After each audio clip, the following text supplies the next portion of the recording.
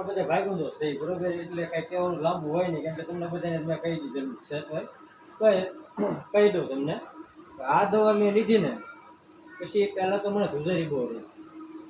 ધુજારી એટલે હદબાઈની ધુજારી રહેતી, એ અત્યારે મને નામની નથી. પછી શુગર કે હીરા ગણતા હોય એટલે આ ઓલા મીરાબેન મારે બે હતા પૂછી જોજો, હીરા ગણતા ગણતા હીરો દેખાતો બંધ થઈ જાય અને પડી જાવ એવું થઈ જાય.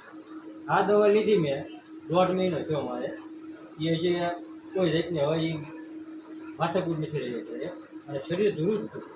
પછી બીજા નંબરમાં કે તમે હાલા જતા તમને હાફ ચડે. આ જે મેં દવા લીધી પછી મને હાફ ચડતો ખોરાક છે આ એન્ટીઓક્સિડન્ટ છે. આ લીધું તો હા આ લીધું છે મેં. પછી એક આવડી આ ટેબ્લેટ છે અને મધુસંયમ રસ. આ 3 વસ્તુ હું સવાર સાંજ લઉં છું હાલમાં. આ એક સવારે સવારમાં એક જ ટાઈમ લઉં છું અને આ 2 ટાઈમ લઉં છું.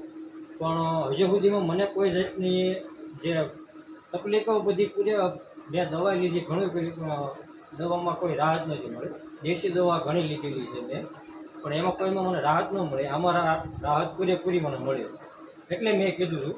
બીજા નંબરમાં કે જે કોઈ વસ્તુ હું લાવ્યો હતો અને બધા ભાઈબંધ દોસ્તારોને મેં આપી છે, મારા પપ્પાને આપેલી છે કે અમુક વસ્તુ કે ભાઈ આ તમે કોલગેટ છે એ વાપરી દો એક વખત, તમે પછી મને કહેજો પૈસા ત્યારે ન આપતા, એ રીતની આપણે કીધેલું છે.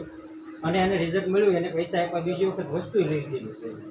કોઈ એક વખત લે છે એટલે બીજી વખત લે છે, ખોટું નથી.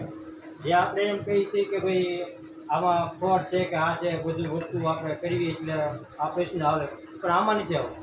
જે મને ધુજારી હાફ ચડતો, ઘરે મારા ઘરનાને કહેતો મને પગ કચરો, ખબર પડે એટલે હજબાઈ પગ કચરવા પડે.